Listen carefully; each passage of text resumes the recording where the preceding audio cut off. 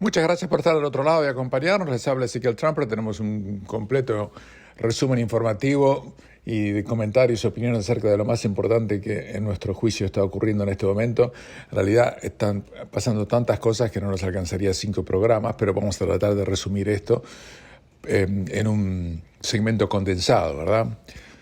En primer lugar, el principal problema que sigue aquejando al mundo, además de la guerra de Ucrania, que no tiene solución ni siquiera a mediano plazo en este momento, vamos a hablar de eso en un ratito, es el tema económico, el tema inflacionario. Han subido las tasas de interés en todo el mundo, han subido en Australia, en Estados Unidos las subieron esta semana también, por cuarto mes consecutivo las subieron el 0.75%, eso es que las subieron alrededor de un 3% en apenas 4 meses. Pero la inflación no baja. La inflación sigue muy alta. El tema es que existe un periodo entre la suba de tasas y la baja de inflación. Pero al mismo tiempo, la tasa de desempleo sigue muy baja. El desempleo de Estados Unidos es el 3.7% o alrededor, que es muy bajo. Es más, en muchos lugares ni siquiera se consiguen empleados. Lo mismo pasa en la gran mayoría de otros países, gente que se acostumbró a recibir cheques del gobierno y demás. Pero hay 2 temas que afectan esto. En primer lugar, que quizás la inflación no esté motivada solamente por la alta o baja de suba de interés, sino que sea por otros motivos. Entonces, el Banco Central lo único que puede hacer, el Banco Central de todo el mundo, de todos los países del mundo, tienen una sola arma, o 2. Una es la tasa de interés, otra es la intervención en el mercado comprando o vendiendo bonos para aumentar o bajar la liquidez. Más que eso no pueden hacer, el resto es cháchara. Pero el tema que existe en la economía principal del mundo, que es los Estados Unidos, es la siguiente. El gobierno, en este caso encabezado por Biden, echa leña al fuego. No baja el gasto público, sino que lo sube. Ha puesto en vigencia legislación donde está prácticamente regalando dinero, invirtiendo dinero, está incentivando que cada vez será más gasto, y eso hace que la inflación suba. Y aunque pongan la tasa de interés al 38%, no va a bajar la inflación porque siguen emitiendo dinero y gastando plata en algo que no debieran y no reduciendo el gasto público. Así de sencillo. Entonces, tenemos una situación muy, muy complicada donde la gente sufre, las cosas suben, los salarios no suben en relación y mientras tanto no se arregla el problema de fondo, que es que la inflación descienda. Es tremendo. Y cuando la tasa de desempleo no mejora, o sea, cuando hay más trabajo, los mercados se asustan, el Banco Central no le gusta. Escúcheme lo que le estoy diciendo. El Banco Central de los países dicen, uy, qué pena, hay más gente trabajando, eso está mal, tenemos que cerrar, que las cosas sean más difíciles. O sea, ellos quieren, dejándolo usted en la calle, para que mejore el sistema económico. Yo nunca vi algo igual. Honestamente, yo nunca me acuerdo que un gobierno estuviera lamentándose porque se crearan más puestos de trabajo. Pero eso es exactamente lo que está pasando. Eso lo estoy tratando de codificar para que se entienda bien. Baja la tasa de interés, baja la tasa de desempleo. Tenemos que subir la tasa de interés para que haya más desempleo, para que baje la inflación. ¿Y qué logran? Que ni baje la inflación, ni que baje la tasa de desempleo. A lo mejor es hora de que se den cuenta que la inflación viene por otro lado. Viene creada por problemas en las cadenas de abastecimiento, viene de la parte del COVID. Los puertos durante la época del COVID estaban que no daban más. El costo de un flete, por ejemplo, subió no el 10%, el 100% o el 1000% en algunos casos. Entonces, se mandan contenedores con cosas y no se las pueden desembarcar. Me estaba hablando un exportador el otro día que ellos mandaban cosas a Europa, por ejemplo, artículos de necesidad, y no los podían bajar de los buques porque estaban bajando armas de los contenedores para mandar a Ucrania. Se lo digo en serio. Eso provoca que exista en el mercado menos oferta de esos productos llegó al precio. Y así un montón de cosas. Y mientras, al lado de todo eso, tenemos el tema del cambio climático, donde ya estamos observando que se están tomando medidas que ya directamente no tienen el menor sentido.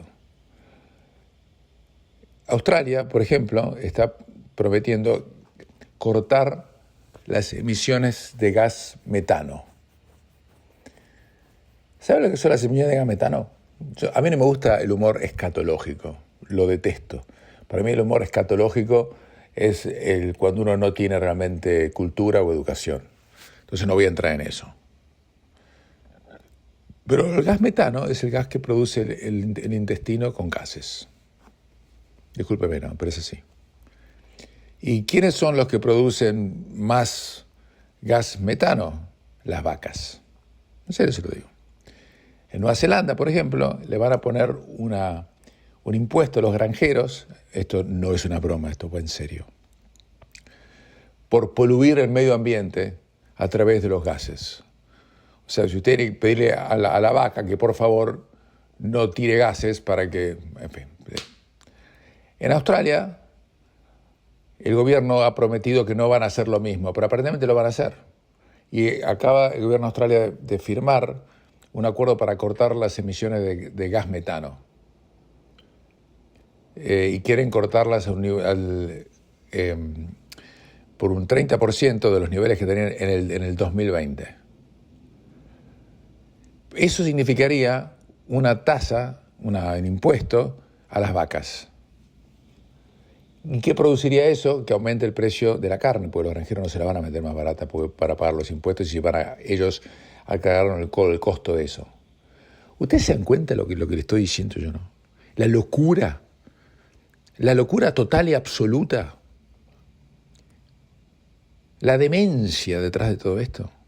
Porque ellos creen realmente que, pongámosle que estamos ante una amenaza existencial, cosa que yo dudo, no es que dudo, yo descarto completamente, no les creo una palabra. Pero póngale que estuviéramos en eso. ¿Usted cree que eso lo va a arreglar? Por supuesto, en Australia los granjeros están que braman, y el Partido Nacional que los representa están diciendo que realmente lo que están proponiendo es prácticamente destruir la industria ganadera. No sé si han dicho algo en la Argentina o Uruguay, que son grandes exportadores de ganado, no conozco. No creo que entren en esta tontería, ya que tienen cosas más acuciantes en que preocuparse. Pero el gobierno de Nueva Zelanda, por ejemplo, ha propuesto bajar las emisiones a través de altos impuestos a los granjeros a partir del 2025. Es una locura. Es una locura. ¿Y todo para qué? Hacemos una pequeña pausa y continuamos. Una noticia que ha recorrido todo el mundo es la compra de la empresa Twitter por parte del dueño de Tesla, Elon Musk. Musk compró Twitter, la privatizó, ya no es más una empresa que cotiza en bolsa.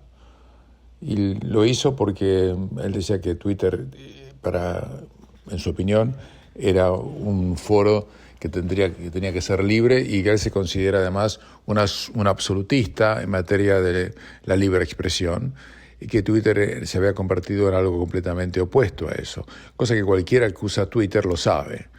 Twitter era una empresa que censuraba a aquellas posiciones que no les gustaba, cerraba cuentas en forma arbitraria, no daba explicaciones, se hacía lo que se le antojaba.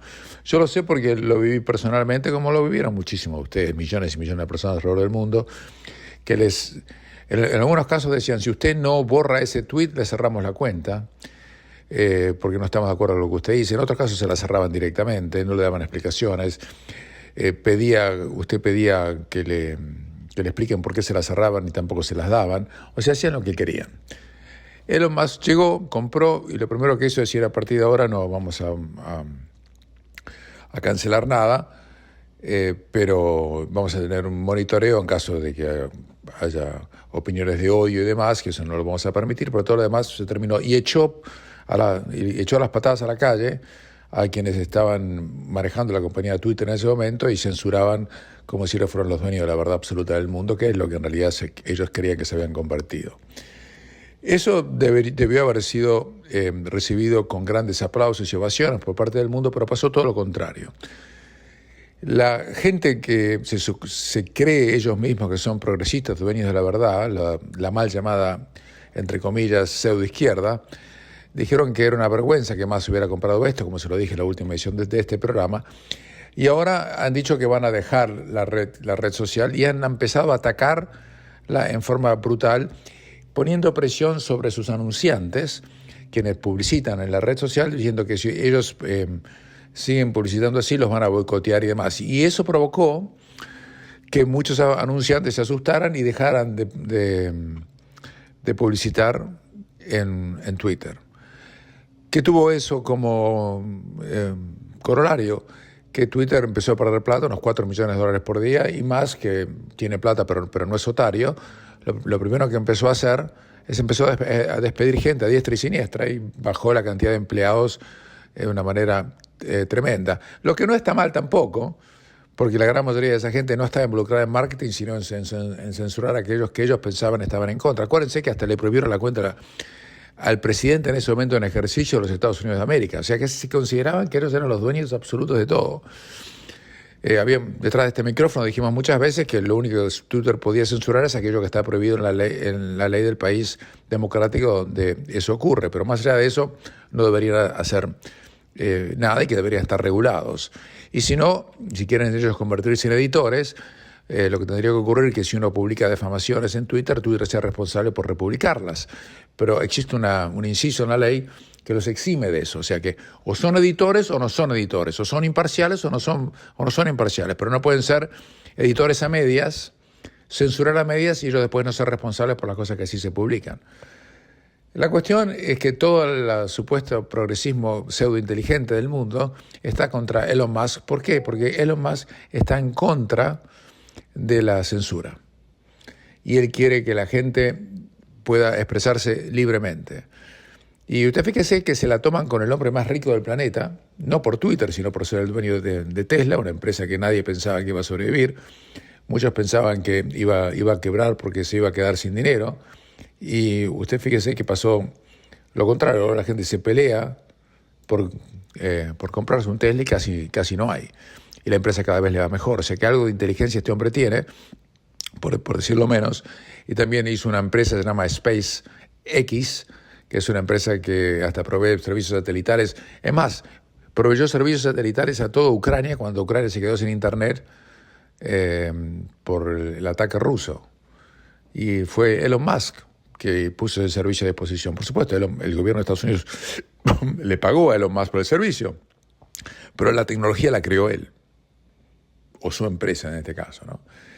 Y esto de alguna manera tipifica lo que está pasando en un mundo donde la democracia, la libre expresión, el debido proceso, todos los valores que nosotros consideramos sacrosantos están prácticamente dejados de lado como trapo viejo.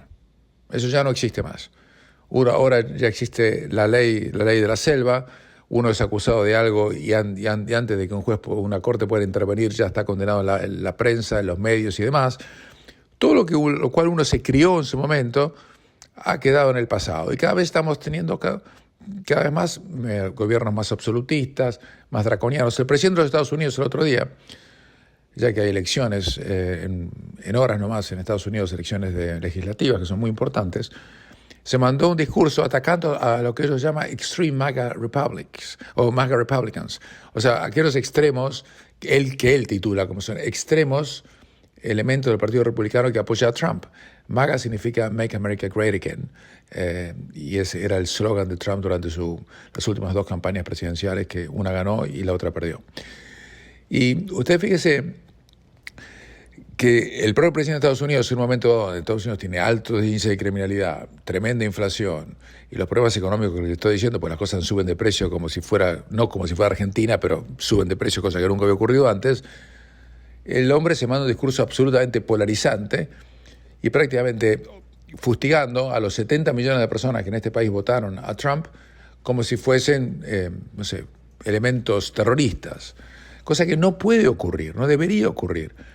Que jamás un presidente de los Estados Unidos hubiera dicho en momentos normales. Pero esto no es un momento normal. Estamos involucionando de una manera, yo diría, de una velocidad casi supersónica, del respeto por la democracia, el libre albedrío, la libre expresión, hacia gobiernos semidemocráticos, donde se vota todavía, pero cada vez más represivos y cada vez más absolutistas. Y fíjese, si se la pueden tomar con el hombre más rico del mundo, ¿qué le puede quedar a usted o a mí? Y más lo que quiere hacer es cobrarle $8 por mes a aquellas personas que quieren tener un tic que los identifique como quienes dicen que son. O sea, yo pongo una cuenta de Twitter bajo mi nombre, habría un tic donde podría decir si ese soy yo, porque hay tantas cuentas falsas en Twitter, la gran mayoría, no sé si la gran mayoría, pero un porcentaje descomunal. En una oportunidad a mí me crearon una cuenta falsa de Twitter, que tenía mi nombre, tenía mi foto y no era yo. Eso pasó hace muchos años. Y yo tuve que mandarles información a Twitter para que, acreditándome quién era yo para que me la sacaran. Pero al que creó la cuenta, con mi nombre, con mi foto, no le pidieron absolutamente nada y la creó gratis sin ningún tipo de precondiciones. Bueno, Twitter era la ley de la selva, estaba manejada por salvajes, ahora quieren civilizarla, quieren hacerla libre, y el que quiere hacerlo es atacado brutalmente. Y eso es una metáfora, en mi opinión, acerca de lo que está pasando con la democracia y la libertad en el planeta. Hacemos una pequeña pausa y continuamos. Alemania le está exigiendo a Rusia que descarte con claridad el uso de armas nucleares, y el canciller alemán dijo que el uso de este tipo de arsenal es ilegítimo y un límite que no puede sobrepasarse. Y dijo el canciller alemán, que es un miembro del Partido Socialdemócrata en Alemania, que no está permitido y no es legítimo usar armas nucleares en este conflicto, y apelamos a Rusia que declare que no lo hará. Se trata de un límite que no puede cruzarse. Yo no creo que Putin use armas nucleares, porque directamente convertiría a Rusia en un país paria en el mundo completamente. Pero no lo descarto. El tema es que nosotros no sabemos lo que está pasando realmente en Rusia. En Rusia, aparentemente, Putin tiene el apoyo de la gran mayoría de la población, cuyos medios están muy controlados por el régimen que él preside. Y por otro lado, él sabe que si llega a utilizar alguna bomba nuclear de mediano alcance, que no sé exactamente qué significaría eso, soy sincero, y espero no saberlo nunca, Occidente no respondería, porque si Occidente responde, ¿qué va a lograr? Póngale que tiene una bomba atómica sobre una ciudad rusa. ¿Qué van a lograr? ¿Un holocausto nuclear en Rusia? O sea, ¿cuál es el objetivo? Mientras tanto, Ucrania sigue defendiendo sin entrar en un tipo de negociación de paz seria. Y la realidad es que a lo mejor terminan defendiendo, pero es muy difícil que ellos puedan echar para atrás a los rusos por detrás de las fronteras que los rusos cruzaron a partir del 24 de febrero pasado. Estamos en noviembre ya, claro, y se viene el invierno, allá. Pero póngale que lo hagan. ¿Cuál es el precio de la victoria? ¿Ucrania destruida por generaciones? Tamaña victoria, es una victoria bárbara, ¿no? Me mataron, pero le gané. Por eso yo no entiendo cuál es la estrategia del todo. En este momento, Ucrania está planificando la evacuación de 3 millones de habitantes de Kiev en caso de que los bombardeos rusos provoquen un apagón energético total. La inteligencia británica dice que Putin está enviando al campo de batalla en Ucrania a soldados con mínimo entrenamiento o nulo. Y el resto no, son todas informaciones que uno no puede verificar.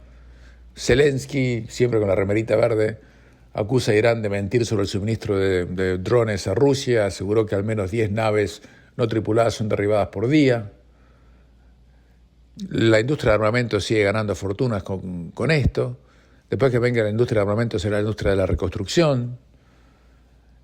Y no hay en este momento ninguna perspectiva de que esto vaya a concluir. Y ya ni siquiera es noticia principal en la gran mayoría de los diarios.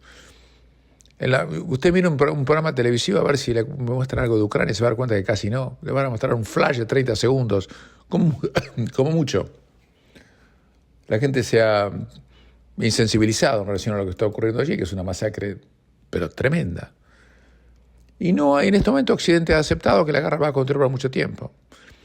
En un momento dado Rusia había dicho que no iba a dejar exportar más granos, o sea, alimentos desde Ucrania al resto del mundo.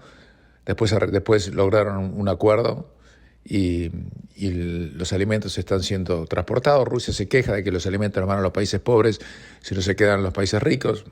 Imposible saber si eso es cierto o no. Pero la realidad es que no existe en este momento ninguna chance, ni nadie que hoy tenga autoridad como para imponer un cese del fuego o por lo menos alguna sensación de negociación de paz medianamente sensata que logre el objetivo de que deje de morir gente. Eso nada. Es como si para los líderes es como si fuera un partido de ajedrez. Y uno ya ni sabe cuánto se está sufriendo allí. Es tremendo. Por otro lado, en Brasil ha quedado consolidada la victoria de Lula como presidente. Le ganó, ya le dijimos la semana pasada, a Bolsonaro por la mínima diferencia. Se habló de que hubo fraude. Si es cierto, no lo vamos a saber nunca. Aparentemente no lo hubo. Si lo hubo, no hubiera alcanzado para dar vuelta al resultado, que fue 50.9 a 49.1. Aparentemente a los brasileños no les importó que Lula haya sido condenado por corrupción grosera, favoreciendo empresas como Petrobras y demás. Le regalaron un departamento, un triplex en Guarujá, un balneario muy lindo, muy cerca de San Pablo, que era imposible que le hubiera podido comprar con dinero propio. Aparentemente ahora está el nombre de la mujer, pero seguramente se habrá ganado la lotería y no nos enteramos.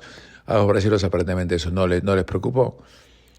En Colombia, por otro lado, tenemos el presidente Petro, que está en una situación complicada en el sentido de que el peso colombiano que estaba... Yo estuve en Colombia hace menos de un año y el peso estaba 3.800, 3.900, hoy está a 5.100 prácticamente. O sea que se ha devaluado en forma tremenda. Hay un ministro de Defensa que está enfrentado con el ejército. No está dejando buenas sensaciones. Y reitero que esto lleva apenas 4 meses en el gobierno. En Chile, el pibe Boric, el presidente, yo cada vez que lo veo a Boric por televisión, digo, ¿este es el presidente de Chile? A mí me parece un mocoso que está hablando en un café. Pero lo eligieron como presidente, muchachos chilenos, así que arréglensela. Está desarmando lo que era realmente una de las obras más pioneras que había hecho Chile hace muchísimos años, que es el mecanismo que después copió Australia de retiro provisional, previsional privado, de la famosa FJP. Bueno, eso aparentemente va a quedar en el olvido, las va a nacionalizar, en pocas palabras. Perdió el referéndum. De Argentina mejor ni hablar. Yo como argentino, que siempre seré, porque nací allí, a pesar de que no vivo ahí hace casi 4 décadas, me parece una cosa increíble que los argentinos estén discutiendo lo que estén discutiendo aún todavía. Una vicepresidenta acusada de la corrupción tremenda. Algunos dicen que se robó un PBI entero, Producto Bruto Interno entero, no creo que sea para tanto, pero si fuese el 10% acá sí sobra, o el 1% acá sí sobra. Pero aparentemente a nadie le importa, la oposición está completamente dividida entre los diversos punteros del partido macrista, peleados entre sí, se dicen cosas, y el país anda completamente a la deriva. Así que todo el mundo internacionalmente, el año 2022 es un año que lo más pronto termine va a ser mejor, porque uno no puede creer que el 2023 sea peor, pero puede serlo. Hacemos una última pausa y continuamos. El Mundial de Fútbol de Qatar empieza dentro de menos de 2 semanas y una de las principales preocupaciones es que no se sabe quién lo va a jugar. No los países, ya sabemos qué países van a jugar, los 32 países están clasificados hace mucho tiempo, pero ¿quiénes van a integrar los planteles? Porque se están jugando ligas a todo nivel, en todo el mundo, tanto Champions, que acaba de terminar la primera ronda, como las ligas de las europeas más importantes. Y hay un montón de jugadores que han sufrido lesiones muy graves. Es más, algunos han sido descartados completamente. Diego Jota de Portugal, el gran delantero de Liverpool, afuera. Kanté, uno de los pilares de Francia, afuera. Araujo tiene alguna posibilidad de jugar uruguayo, pero si no afuera. Wijnaldum, de Holanda, un gran mediocampista, se fracturó su tibia derecha en agosto y no llega. Walker, el inglés, tampoco, afuera. Pedro Neto, de Portugal, el delantero del Wolves, también afuera. Paul Pogba, el gran delantero francés, ex Manchester United y Juventus, hoy afuera. Timo Werner, otro gran delantero del Leipzig alemán, afuera.